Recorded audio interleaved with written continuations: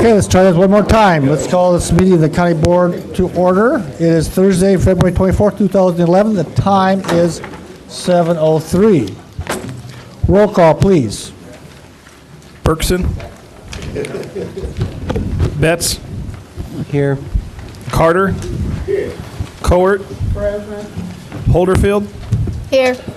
James. Here. Jay. Here. Jones. Here. Knott. Kurtz. Here. Langenheim. Here. McGinty. Here. Michaels. Here. Mosier. Nudo. Here. O'Connor. Here. Petrie. Present. Quisenberry. Here. Richards. Here. Rosales. Here. Sapp. Here. Schrader. Here. Alex. Here. Ammons. Here. Anderson. Here. Benzel. Here. Weibel. Here, we have a quorum. Tonight's prayer is a traditional Scottish Gaelic prayer. As the rain hides the stars, as the spring mist hides the hills, as the clouds veil the blue of the sky, so the dark happenings of my lot hide the shining of thy face from me. Yet, if I may hold thy hand in the darkness, it is enough, since I know that though I may stumble in my going, thou dost not fall. Pledge of Allegiance.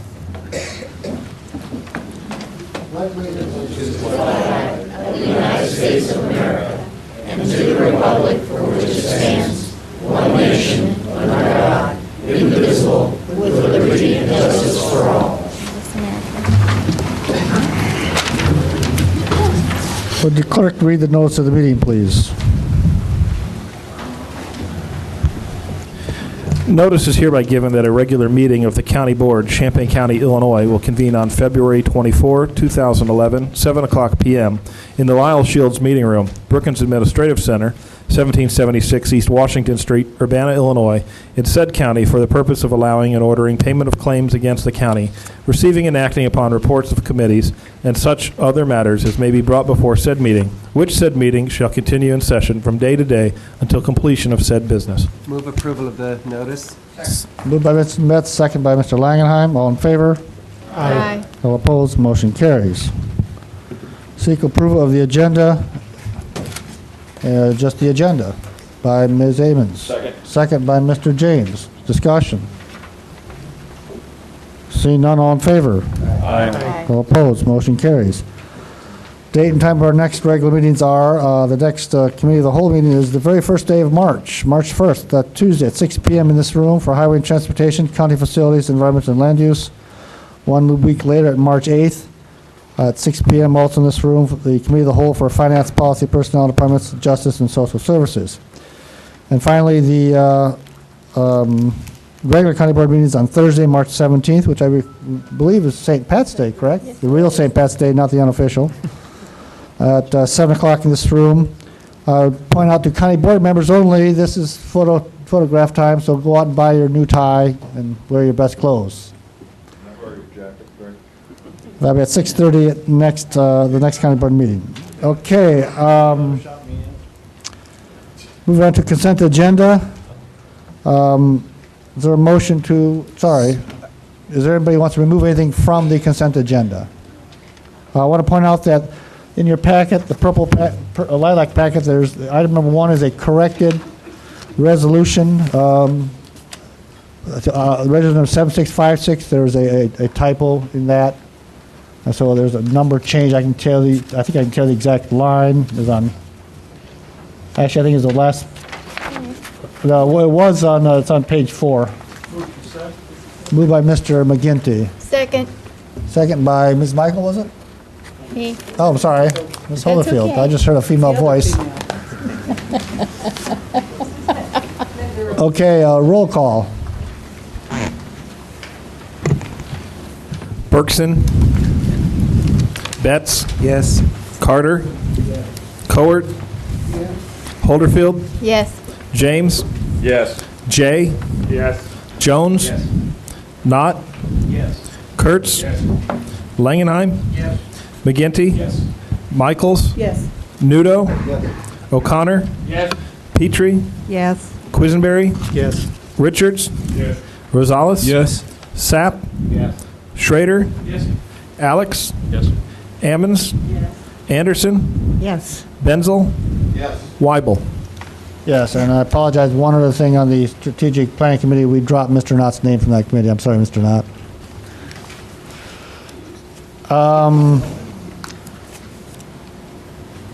Motion carries. Public participation. Nora Stewart, please.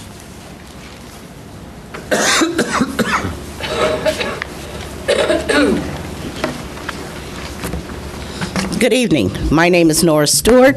I am here representing ASME Local 900 for your employees. I would like to read to you something that was given to me by one of my coworkers in regards to what's going on now with our wage reopener. The only thing I ask is for your respect to give me less than 5 minutes to listen.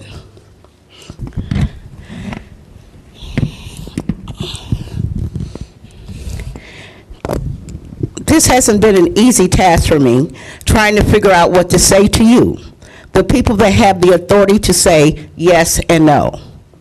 What is it that I can tell you that would change your mind, set of perception of the people that you employ? Yes, we are your employees. We work for you. We follow your rules and regulations.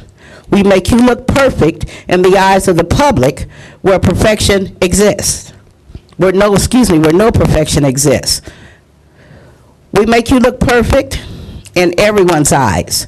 No matter what we are asked to do, every day we exude professionalism and respect to each and every customer we greet. The same cannot be said for our county administrators. How is it you have on hand some of the finest Champaign County attorneys and yet spend $280 an hour on an outside person? This attorney, whom you are paying a hefty amount for, has not given your employees any type of respect. She has degraded us, made us feel insignificant in statements such as, tell them, your Champaign County employees, to get a roommate. Or maybe they, Champaign County employees, should live within their means. And the one that I have such a hard time understanding, as this woman is to be such a professional herself, is if an employee has been on a job for more than 5 years, they are no longer an asset to their employer. The jobs that we do as county employees cannot be completely learned in 3 months, 6 months, not even a year. Laws change constantly. Policies change throughout our offices. Department heads change. And let us not forget the county is broke and we don't have the money to extend our training or hire other employees, meaning that a current employee must take on more responsibility by being put in a job that he or she may not fully know, and additional jobs given to departments. For example, filming 2 additional county board meetings every month, but no additional dollars given to cover it. It is my opinion that any employee that has stayed with the county more than 5 years is a huge asset, and that the county should do whatever they can to keep this employee. Mrs. Geiler is disrespectful not only to your employees, but to you, the county. Her webpage states, and I quote, "The effective practice of law depends on 3 essential qualities: academic excellence, legal expertise, and humanity." Webster's definition of humanity is being humane. Humane means compassion, sympathy, or consideration of humans. Where is Mrs. Geiler's humanity? How does it make her look when you hire and spend money on such a disrespectful human being? I believe with her comments, she should have been fired post haste. Statements of this matter do not help the situation. It is already a sensitive, personal, highly emotional situation. Why make it more volatile? Look at yourselves, Champaign County Administration. Are you proud to have someone like this on your team? Someone that belittles your supposedly valued employees?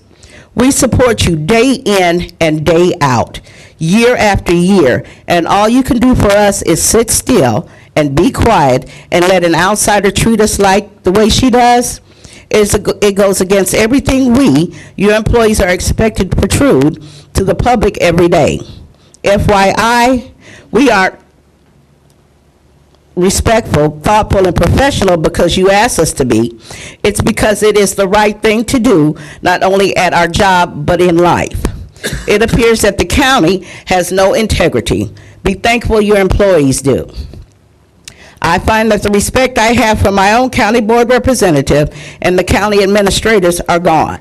It was quite disheartening to learn that one of my own representatives, Al Nudo, is on board with what the county administration believes. All parties involved know that the cost of living has gone up considerably over the past 3 years. Just this year, the state of Illinois has raised our taxes 6%. The two cities, some villages throughout Champaign County, have raised the price of their water and sewer rates and implemented a communication tax, not only on cell phones, but on landlines in their community as well. After you take the $18 to $30 decrease in our paychecks because of the state of Illinois, then add the $10 here or there to cover your utility increases and the price of gas to get to and from work, it does not leave the Champaign County employees much to put in their pockets. Whether we are single parents raising our families or on one income or two income families, that need is there to just survive, to put food on your table, to make sure your children have great education and a support system. Having to tell our children we cannot afford to even have the simplest luxuries because it's more important to have a roof over their head, food on their table, and clothes on their back is a lesson in humility, one that everyone in life should learn, especially you, our Champaign County board members. Your employees have made their cuts. They've cut everything out of their lives. Do the right thing. Take care of those who take care of you. Thank you. Next is Mr. Cope, William Cope.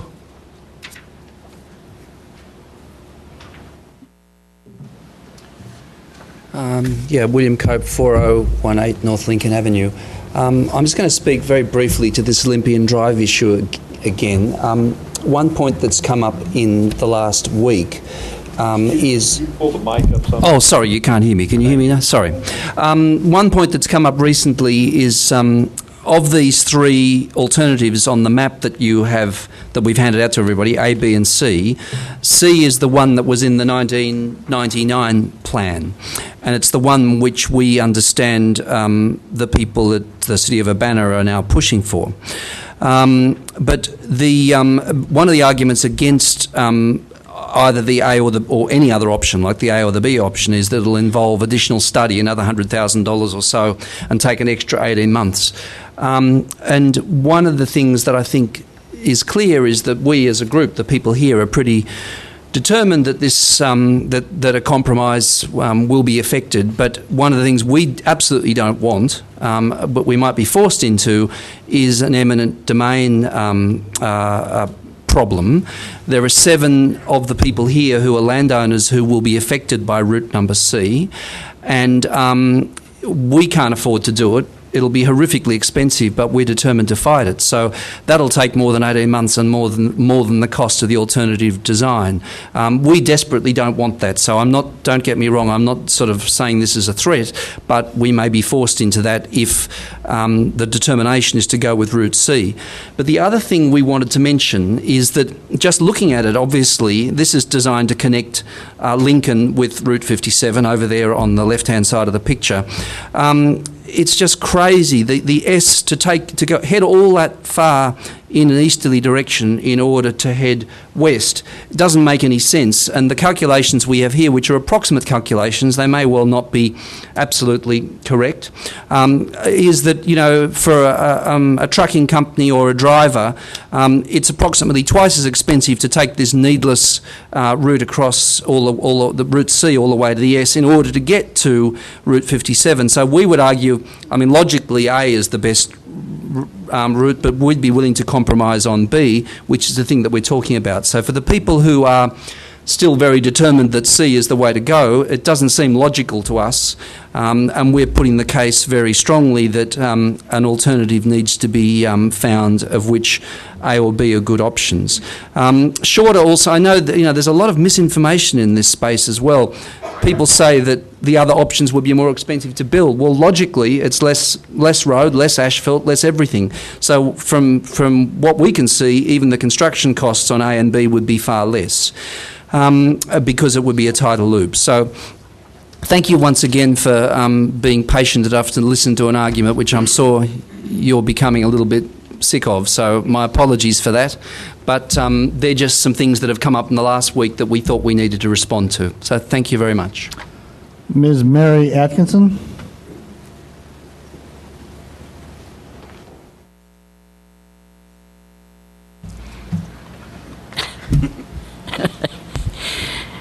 Good evening. My name is Mary Rose Atkinson, and this is Joe Behrens.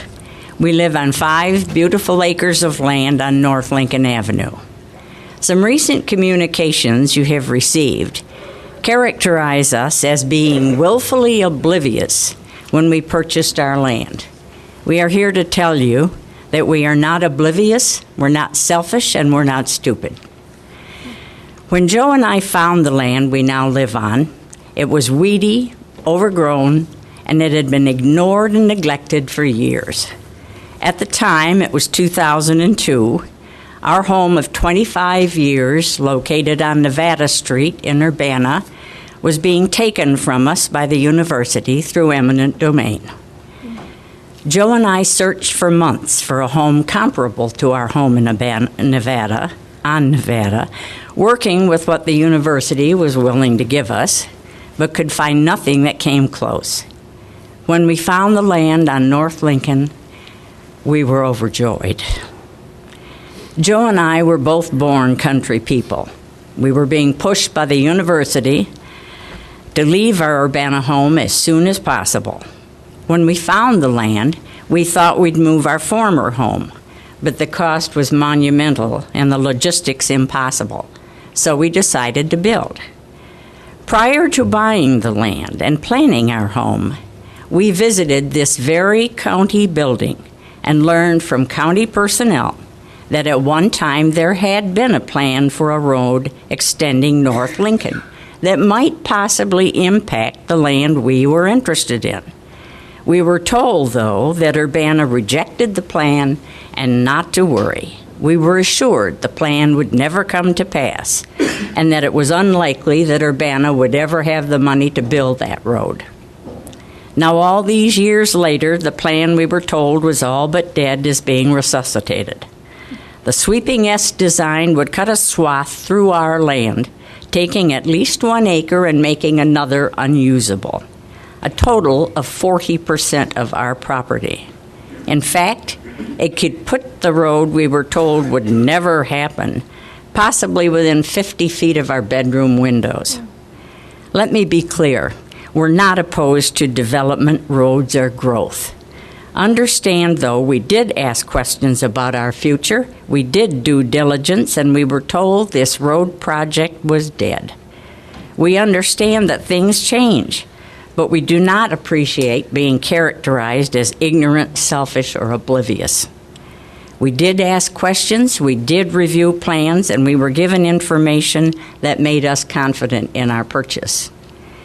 In the 8 years since Joe and I have moved to North Lincoln, we've turned 5 acres of scrub, weeds, and mosquitoes into a lot filled with a beautiful home and a family that pays taxes, quite a few taxes. The weeds are gone and a grove of trees has replaced it. What was an unsightly, overgrown lot along Lincoln is now a welcoming homestead with a family who's proud to call that land their home. Urbana can still have a road in the area. They just need to be willing to be flexible.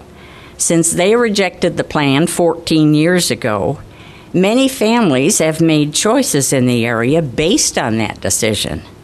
Joe and I are one of them. But there is a way to have a compromise road that connects to Olympian Drive, allows for lots of development, and keeps the property owners intact. It's a direction that makes perfect sense, and one that Joe and I and almost every one of our neighbors support. We hope you will too. Thank you. Ms. Sandy Dixon.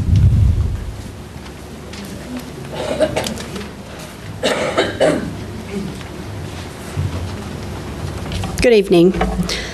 My name's Sandy Dixon, and this is Pat Gayer, and we just recently purchased a home at 3601 North Lincoln. When Pat and I first started looking at homes, this was way, way back in October. We searched for many, many months and found the home on North Lincoln. It was exactly what we were wanting. Land, deer running through the yards, but yet close enough to work and family. And we sat down with the realtors and sat down with the homeowners for many, many months in decision processes. Never once was informed that this was going on. Never ever got told of this project. And quite frankly, I didn't even know that this was going on in the community. We sat in the den and talked about all kinds of things that could be. They were going to come back and visit. Never once was it ever mentioned. We even walked around out in the fields and talked about our thoughts and our desires and dreams and what possibly we were going to make out of this land. I'm here tonight to let you know that we were never, ever informed. There's been some recent communication that leads otherwise for people to believe that everyone in this area was aware and everyone knew. We did not. We only found out a couple of months ago when our neighbor graciously came and said, "Were you guys aware this was going on?" We're in the middle of a major remodel, major expensive, and I mean, it was just disheartening to hear this from him. I was very sad and very angry, and it was something that we thought we could truly be happy with. And to learn that 13 years later now, apparently the government can come in and just take it from us because they changed their mind. Honestly, you know, it's really frustrating because we're still in the process of, you know, remodeling and you know, it's, what do you do next?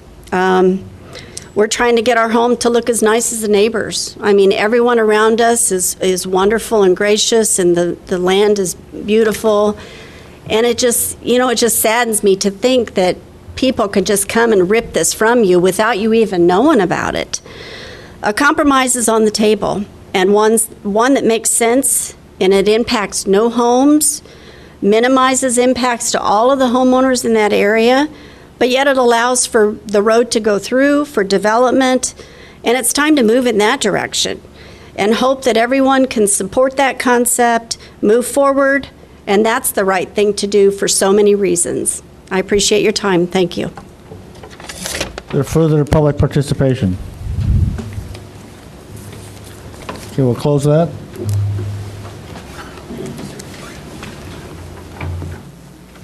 Communications from the board. Mr. Knott. Well, I'm sure you obviously all know I have decided to retire after tonight, and just wanted to extend my thanks to everybody that's sat in your chairs over the last few years. It's been quite a ride when you look back over 11 years what we've done or not done, and I suppose in some cases, but you know, I said on the radio yesterday, I said the most amazing thing I think was the people that you meet. And I think the highest compliment I may have was from who I've elevated him to President Langenheim. I started out a congressman, made him a senator, and I've dubbed him president here on my last night. But he said I'm okay for a Republican. So, you know, in this crowd, that's about as good as you're going to get for a compliment. So I think even from some of my own colleagues, I think sometimes maybe they wondered where I was on some of these items. But I guess I want to say, especially maybe in relation to this, some of what the public participation was about. Open, honest dialogue, I think, irregardless of what your position is the most important tool you can bring to the table. I think Mr. McGinney and I proved it. We struck up a friendship right away, and you know, brought our 10-point plan and worked a lot of that stuff through. But it wasn't because he was a Democrat or I was a Republican; it's because we talked to each other. And I guess that's what I leave you with, is to encourage you to talk to each other. If you don't know what the others think. If you don't ask, how are you going to know? And, you know, in some ways, Olympian Drive is, in many ways, a textbook example of what that is. He said, they said, she said. Well, how do you know? Did you ask them? Well, hopefully I played a little bit of a part to, you know, force some of that dialogue, no matter what side of the table you're on with it. So I'll just leave you with saying thanks, and I appreciate it. I'm going to put in my own selfish plug. I am running for Parkland College. So I got the green on.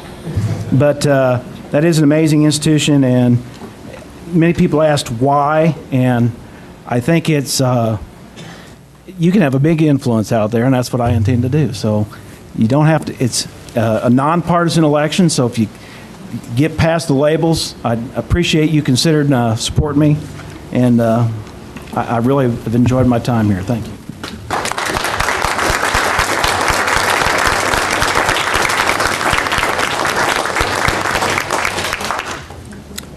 Further communications? Seeing none? Okay, let's move on to approval of the minutes. January 27th, 2011. Moved by Mr. Rosales, second by Mr. Kurtz. Discussion. Seeing none, all in favor? Aye. All opposed? Motion carries. Next item is the Redistricting Commission Progress Report. It is on your desk there in a totally white handout. Reports on minutes and the reports. It's a report from Esther Pat, who is actually here, I believe. Do you want to say something, Ms. Pat? Thanks. Hello, my name's Esther Pat, and I'm the Vice Chair of the Champaign County Redistricting Commission. Our Chair, Rick Winkle, is out of town on family business, so he asked me to come tonight and make our progress report. We haven't gotten to the fun part yet of actually seeing any maps, but so far the Commission has met 3 times and held 1 public hearing, and our work thus far has been procedural as explained in that memo to which Mr. Weibel was referring. We've adopted goals and objectives consistent with the resolution passed by the County Board creating the Commission, and also adopted a series of transparency principles that were professionally established. As you probably know, the census data was made available last week. The Census Bureau counts 201,081 people in Champaign County, and so that will break down into 11 districts of approximately 18,280 people. The next step is that the Regional Planning Commission is going to automatically generate 5 maps. Andrew Levy, the planner from the RPC, has pointed out to us that there's no software available that automatically creates a legal redistricting map, and so RPC will be doing some manual manipulation of those maps, and we are told that we are going to get 5 versions of each map, so a total of 25 different maps are going to be presented to the Commission, and as is required by the resolution that you all passed, we've got until April 15th to pick one and get it to you, and we can make changes along the way. Any changes on what was presented to us have to be documented, and there will be full documentation with it. The next meeting of the Commission is going to be on Wednesday, March 2nd at 7 p.m. in this room. Then we will be holding a public hearing on Wednesday, March 16th, and following that, another regular meeting of the Commission. We're all eager to dig in to do this, and I hope that you'll be happy with the work that we do. Thank you. Ms. Pat, would you mind entertaining some questions, I'd be happy perhaps? to. I didn't Mr. know I could do Betts? I have a couple of questions. When the map is drafted, each of the 5 times 5, will the census tract data be available for the public that supports each district? In other words, if it's tract 3, 4, 5 in District 1, will that data be available for the public and this board to look at when they're evaluating the map? I know that the data will be available on the computer set up here and this is mentioned in the memo, I was trying to be brief. A computer terminal is going to be set up that will have the software and the census data on it, so that any member of the public or member of the county board or the commission can sit down at that computer, pull up the map, and then it would have the whole county divided up into the census blocks, which are an even smaller breakdown than a census tract, and in each one it would show what the population is of that census block. And I believe also one would be able to have it pull up the breakdown. We don't, all the data isn't here yet, but what we need for consistent, to be consistent with the law, giving the breakdown of how many Caucasian, African American, Asian American, Latino, et cetera. I don't know if the plan is for you folks to get a map that has all those little numbers on it. But that's something, if that's something that's wanted, that should probably be communicated to the commission. Anything else, Tom? I guess my question on that would be, on what agenda do we put that issue? Because I don't think it's possible to evaluate a map of any kind without seeing the data that goes into the map that they produce. You mean on an actual printout that you get? Actually, you know what, I mean, I think everyone on the commission wants that too, so I'll bring it up. Okay. Is that it, Mr. Betts? No, For but now? I'll delay it for further days. Okay, Ms. Berkson. It seems to me that you cannot draw a nonpartisan map. It seems to me you can't draw a nonpartisan map and say you will not use voting records or political affiliation. The data are out there. Somebody's going to peek. All this means is you can't reject a map on the basis that it is favors one party or the other. Well, with all due respect, I'll point out that it is the county board that created this commission, not the redistricting commission itself. We're just the people who volunteered to try to do the work that you asked us to do. So the commission as a group won't be looking at voter turnout or voting results as far as how many people voted Democrat or how many people voted Republican in any particular, or I guess if there was green there too, in any particular election for each district. Obviously, nothing stops any of you from looking at it. And likewise, if anyone brings any testimony that is specific to any matters that are partisan, that's something that the commission members are supposed to reject. When you say the members aren't looking at it, somebody's going to peek. The data are out there. Somebody who is on the commission is going to peek and see where the voting records are and check the partisan status of the different maps. I mean, you can't do it without considering the voting pattern. Actually, one can do it without considering voting patterns. I believe what you're saying is that you don't think people will, but No, that's I'm what the saying- commission is committed to. I'm saying that you can't create competitive districts, nonpartisan districts, Oh, without considering the voting patterns, because just separating it into squares will surely come out partisan, favoring one party or the other. I doubt that there will be squares. I will tell you that, having worked with maps before. I do. I guess I agree with you that the subject of competitive districts, that districts are competitive for Democrats and Republicans. That's something the commission cannot draw because the commission cannot look at voting results in order to do that. If that's your point, yeah, so that's. What if the map turns out to be highly partisan, but in your innocence, nobody knows about it? Well, Nobody. that's your job. Okay. Our job is to attempt to give you a nonpartisan map because that's what you asked for and why you created the commission, and then your job is to do whatever you want with it. Mr. Nudo. Well, 7 states do it without looking at voting patterns. Iowa, Washington, Arizona, I could name the other 4, but competitive in terms of not gerrymandering a district for the purpose of securing the incumbent's victory is, that's the opposite of competitive. Surely the way a map is drawn is not going to produce even Steven voting on the candidates that run, but competitive in the sense that when the districts are drawn, they do not have voting patterns which ensure the incumbent to victory. So, as I said, you might want to check Iowa has been doing it since '99, and they've been shown to have the most competitive districts in their House of Representatives for the nation. Ms. Petrie. Yes. I'll borrow a bag.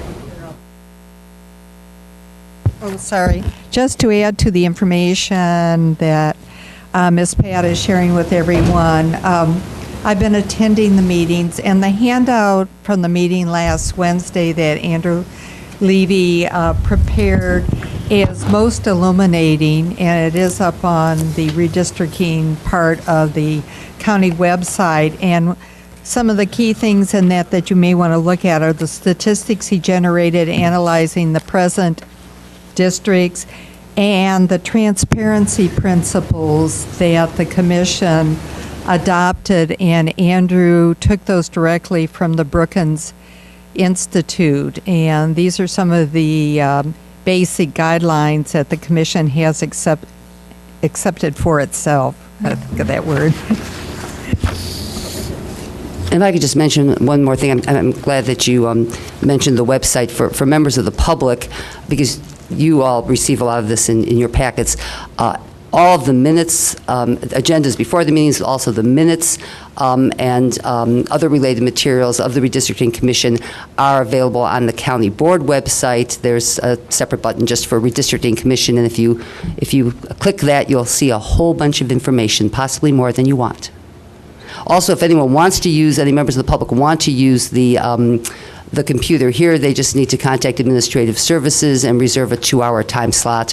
Members of the public will not be able to print out the results of any map they play with, so you need to bring your own flash drive to plug in and copy it so you can take it someplace else and print it. Anything else? Further questions from Ms. Pat? I move the report Thank you. received and placed on file. Moved by Mr. Betts, second by Mr. Langenheim. Discussion.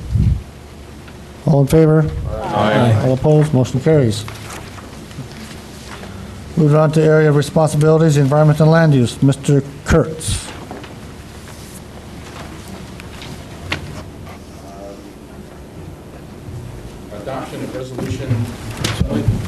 Adoption of Resolution 7642, establishing the Site Assessment Update Committee.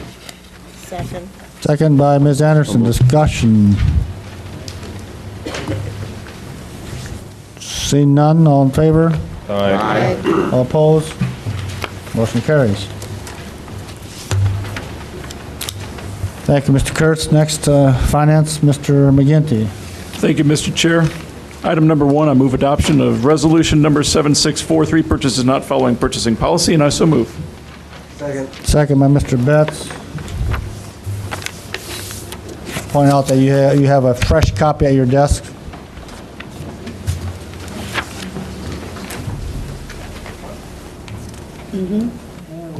Discussion of any of those items?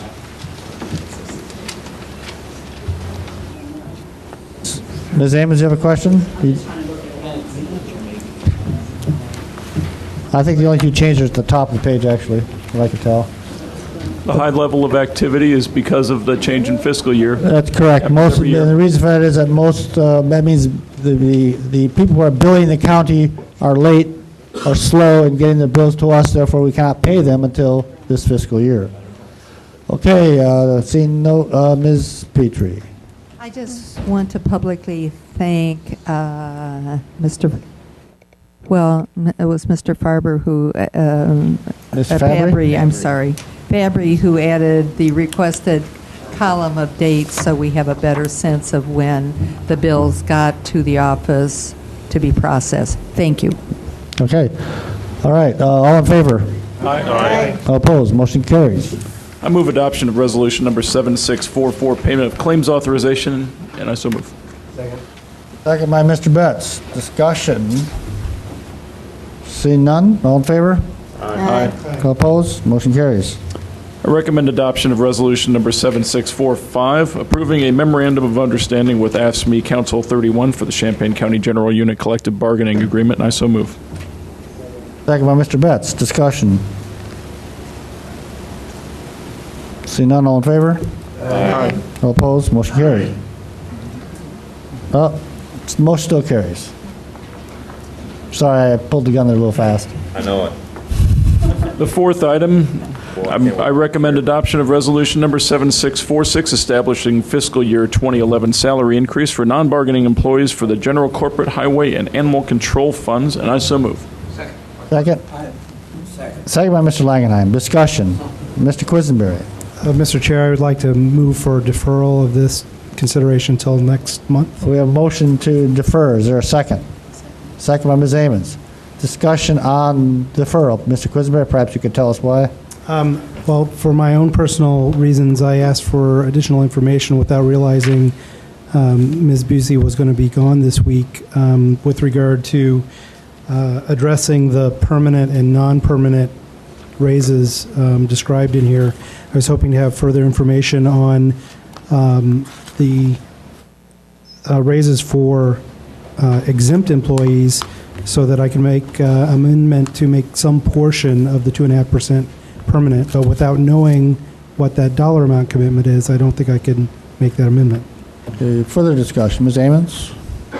I also was right on Mr. Quisenberry's heels to ask for a motion to defer because I did send also questions to yourself as well as to Ms. Busey. Hopefully when she gets back, she can address it.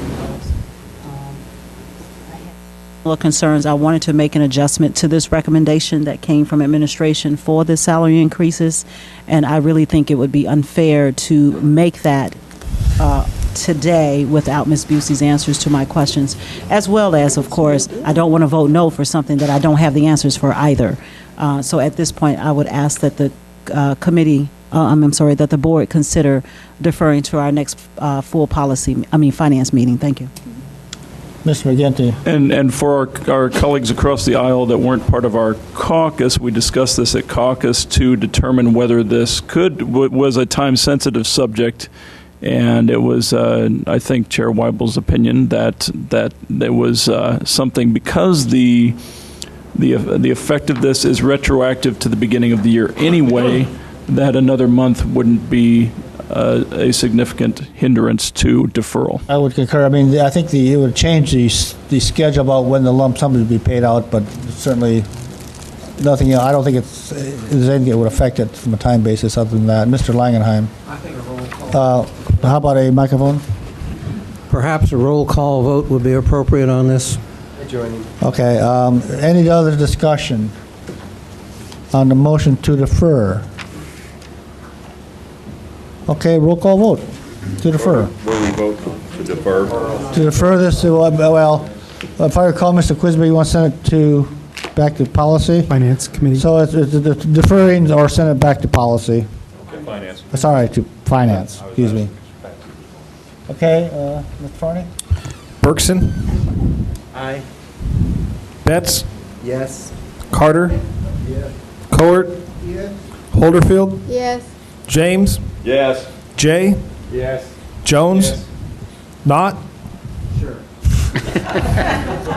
Kurtz? Yes. Langenheim? No. McGinty? Yes. Michaels? Yes. Nudo? Yes. O'Connor? No. Petrie? Yes. Quisenberry? Yes. Richards? Yes. Rosales? Yes. Sapp? Yes. Schrader? Yes. Alex? Yes. Ammons? Yes. Anderson? Yes. Benzel? Yes. Weibel? No, motion carries. And that is all from finance. Thank you. Okay, thank you, Mr. McGinty. Policy personnel appointments, Ms. Amons. Good evening. Thank you. We have adoption of resolution number 7647. Don't you have to vote on this? We did. Deferral. Not an amendment, deferral. Thank you, Ralph. Wake up. Adoption of resolution number 7647, authorizing an award of contract to Champaign Telephone Company, Inc. for the fiber optic and structured cabling project. And I move. Second by Mr. Kurtz. Discussion. I believe we have Mr. Alex has a conflict of interest stated at the Committee of the Whole for Policy. It continues to this meeting too. That's actually why it's not on the consent agenda. Any other discussion? All in favor? Aye. All opposed? Motion carries. Mr. Chair, if I can, under policy, just bring a couple issues to the board members' attention. Sure, we do I guess you could do it under another business, sure. So go ahead. Either way, it was right next to mine, right? I've given just a brief little note to all the board members today, informing them that I would like to put on the policy agenda for next month's policy meeting a discussion for the board to consider restructuring again our committee of the whole structure. We've experienced some great things with this test run that we've had, and we have some good input, I believe, that the board members can give to the validity to restructure this to a 2-2-2 committee structure as opposed to 3-3. And I've left that for the committee to think about over the next week, and so that'll be on policy. Ms. Ames, do you have a handout for that? I do. I thought you had one. Oh, but no, the chair usually does not get these things, I should tell you that. Okay, It seems like the county board stops right about there. Thank goodness. I only ran 26 copies, I'll get a copy for somebody. so I'll give you mine. So I just wanted to make the committee aware of that. If you could, why don't you email it to me? I can do that, Yeah. certainly. And the last Thank one you, is Mr. that I Betts. received also from Ms. Patsy, and I believe you all received also a request to discuss the nursing home loan repayment schedule that she's recommending that we have for the $300,000 that's outstanding to the county from the nursing home. And I want to just find out, for procedural reasons, Ms. Busey is not here. She normally helps facilitate our meetings for us to have it. So will we have our meeting on Tuesday for policy structuring for our policy committee agenda? Well, I would suggest this actually should go to the nursing home board first, and then they can make a recommendation to come back to us, then we'd look at it under finance. And they will be meeting early in the month, I think March 3rd or 4th or something, I think. I just wanted to ask the... So it could very likely be on our next finance schedule meeting. Just procedurally, let me ask this question. This memo, I'm sure Ms. Petrie can send it to the nursing home board. I think we all received notice that that's not in their near future plan to structure a repayment plan. We can ask them to do it. And so that's what I'm requesting. Well, sure, we can ask them to do it. We can ask and them it's a recommendation. to consider it. So No. procedurally, let me ask this again. Is it the chair's responsibility to either reject this proposal, or can I, as a chair of policy, put this on for discussion? I'd say let's send it to the board first, and let's hear back from them. I don't think you answered my question. Well, I'm saying one step at a time is what I'm saying. And we can put it out, I mean, I think the spirit and I guess the recommendation from the board members need to go with this. What we are recommending needs to go. there is no recommendation from the board. Exactly. Which is why we're asking at this point to put it on our agenda. Well, I think I will do that, but it should go to the board for the nursing home first. I disagree, just because 14 days in advance says, our rules say that we can actually put it on the agenda, as long as it's notified within. I'm not saying, I said we can put it on the agenda. I just said it goes to the board first. I said it's not going to be on there. I said it should go to the board first. They have them I guess that's get a recommendation. Who's the recommender of this and the requester of this? It's up to her to notify that board. I will take care And of I'll take it. that I will into take care of it. All right, thank you. Can I say something? You, sure, go ahead, Mr. James. Well, based on what Carol's saying, I would think that this board is the one that somewhat structures a policy or an agreement. So having that on the agenda to discuss and see what we come up with, then present it to their board with some options. Well, it's a chicken or an egg, so. Well, but no, you can give them that memorandum, they can sit on it for 3 months. I'll ask them to discuss it. Well, that's the other problem I have, just getting you to ask never mind. I want to point out, the county board rules state the county board chair is responsible for putting the agendas together ultimately. So, but we'll put it on their agenda. Hopefully we'll hear back from them. And if we don't, then we'll decide from there. Mr. Alex. Mr. Chair, I wanted to, I guess, support what Mr. James said. I think It probably is appropriate that this be on the policy agenda, if only for a brief discussion, which would probably amount to, let's send this to the nursing home board and let's prepare something for the nursing home board. Just because I think if the county board is taking action, it seems like, or proposing to take action, it seems like that should originate in the policy committee. Am I missing something here? I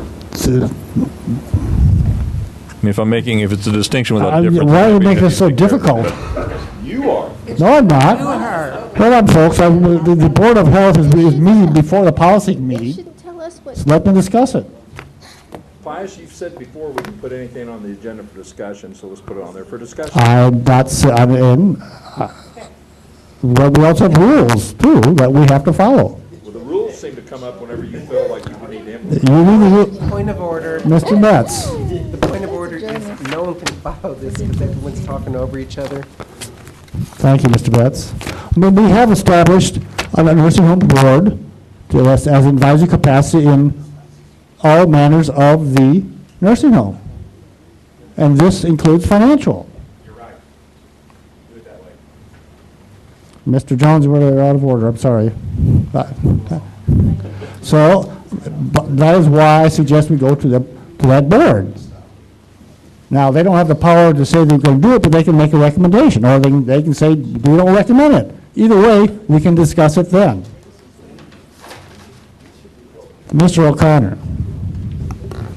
I'm just wondering what's happening here. Are we, as a board, are we fixing to send the nursing home a dunning notice during these trying times? Well, you know, they've got enough troubles. I will point out that the nursing home is part of the county board, so if we're talking about trying to have them pay money back to us, it's like taking money from one corner of the pillow and putting it in the other corner of the pillow, if that's where you store your money.